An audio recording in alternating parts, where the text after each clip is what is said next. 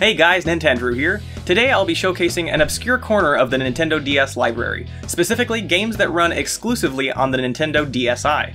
The DSi was kind of an odd handheld in that it was kind of like a DS 1.5 with both front and back facing cameras, but it was quickly overshadowed by the 3DS 2 years later.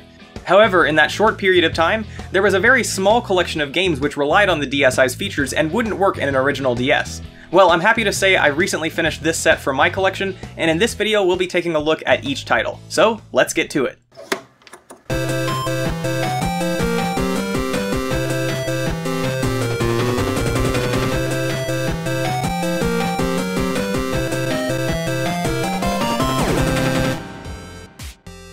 Altogether, there are just 5 DSi exclusive games which were released on physical cartridges.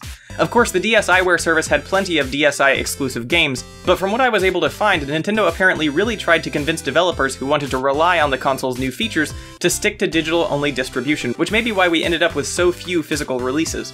All in all, there are 3 titles which were released in North America, and 2 which were exclusive to Europe. Additionally, there are 2 DSi demo cartridges which were not released to the general public, but were used in store displays, which I've also managed to get a hold of. One thing I find particularly interesting about this set of games is that Nintendo went to the trouble of producing unique white DS cartridges and game cases just for these few titles. As far as I'm aware, they weren't used for any other games in the DS library. And oddly enough, while the original DS is not region-locked, these titles are, so you can only play each game with its respective region's console. So today we'll be looking at all 7 DSi exclusive cartridges. Let's start with the North American releases. First is System Flaw. Now, if you've played the 3DS pack-in title Face Raiders before, this game is a very similar but arguably more ambitious attempt at an augmented reality shooter. While the 3DS has 2 cameras, a gyro sensor, and an accelerometer which help in tracking movement in 3D space, the devs behind System Flaw had to rely on motion tracking from just one outward-facing camera. It's pretty cool when it works. It's a little hard to capture gameplay for a game like this, so I'll be using some footage from the game's official trailer.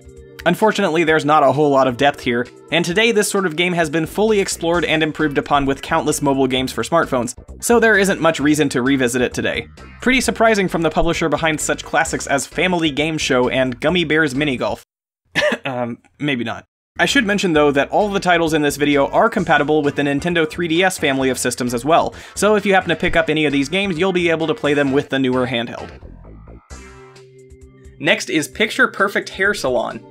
This one is, pretty much exactly what you'd expect. Even with only 5 exclusive titles released, the DSi was not safe from the curse of DS shovelware. Picture Perfect Hair Salon is a very generic beauty salon game with one minor addition. Using the DSi's inner camera, you can take a photo and use your real face as your in-game avatar. Beautiful. Now I should mention there were some games released for the DS which were labeled DSi Enhanced, one example being Pokemon Black and White. Those games had an optional feature which used the DSi's camera, but the games would still work just fine in a normal DS. Why a game like Picture Perfect Hair Salon wouldn't use this option, I have no idea, but for whatever reason they decided to lock it down as a DSi exclusive. One thing you might be asking though is what happens if you were to try to boot up a game like this in an original DS or a DS Lite? Well, the console will recognize the game, but if you try to start it, you'll be greeted with this compatibility error screen. Mystery solved. And finally, the last North American release was Foto Showdown. Although the camera mechanic in this game is a bit superfluous, I will say Foto Showdown is probably the most fun and well-built title of the bunch. It's very much a clone of the Pokemon RPG series, and it seems to me that the devs were not ashamed of it. The one standout feature is that instead of randomly encountering monsters in an overworld, you spawn them by taking photos with the DSi's outer camera, and the game determines which monster to spawn based on your photo's color composition. The idea being that you'd have to take photos of various objects and scenes to discover all the creatures the game has to offer. If you were a kid in the early 2000s, you might remember a line of toys from Radica called Scanners with a K. These were little RPG handheld games where you had to scan UPC barcodes to uncover monsters. I had one of these growing up, and this is immediately what came to mind, very similar. Like I said, it's a bit gimmicky and doesn't really have an impact on gameplay, but overall it's got compelling combat and it's a fun one to waste some time on. So next we've got 2 titles which were not released in the US but were European exclusives. So first up is Face Training. Before making its way to the DSi, this one was a Japan-exclusive DS game packaged with an exclusive Slot 2 camera peripheral. But when the DSi was revealed, Nintendo decided to bring the game to Europe under the Touch Generations label as a DSi exclusive, leveraging the new console's inner camera. Face training was marketed towards adult women and promised to help relax and tone the user's facial muscles, as a smaller, more feminine face is often considered more desirable in Japanese culture. Think brain age, but for your face. The game, if you can call it that, captures the user's expressions and interprets facial features to give the player real-time pointers and determine if they're following the exercise correctly. Honestly, it's kind of a shame that this real-time face recognition software was squandered, in a sense, on such a limited app. But regardless, it's certainly an interesting outlier in the DS library with some surprising history. And finally, the last game on the list is Hidden Foto. This one is pretty much your typical hidden object or spot the difference game, but with a twist, in the form of using your own photos for the backdrops. Users could create their own spot the difference puzzles, then upload and share them with others over a Nintendo Wi-Fi connection. And that's pretty much it, there's not a whole lot to say about this title.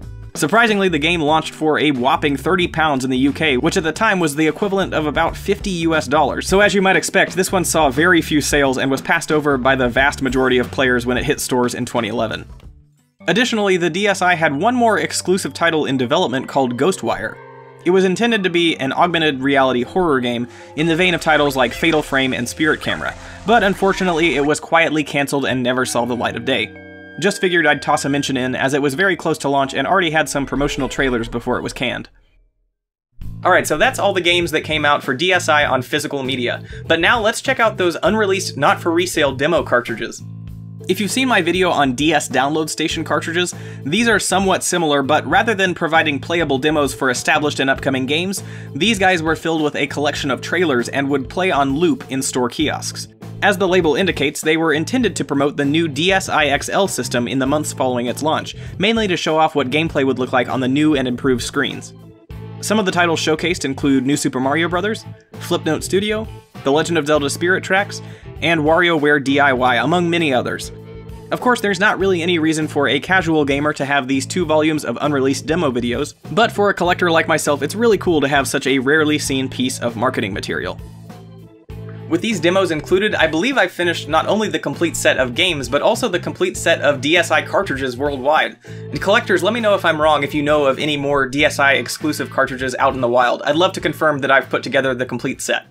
Okay guys, that's all for this video. I hope you've enjoyed this look at a more obscure part of my handheld game collection. If you did, please do consider subscribing to Nintendrew for all sorts of cool gaming content, and make sure to share the video with any friends who might find it interesting. Otherwise, I'll see you next time. Bye!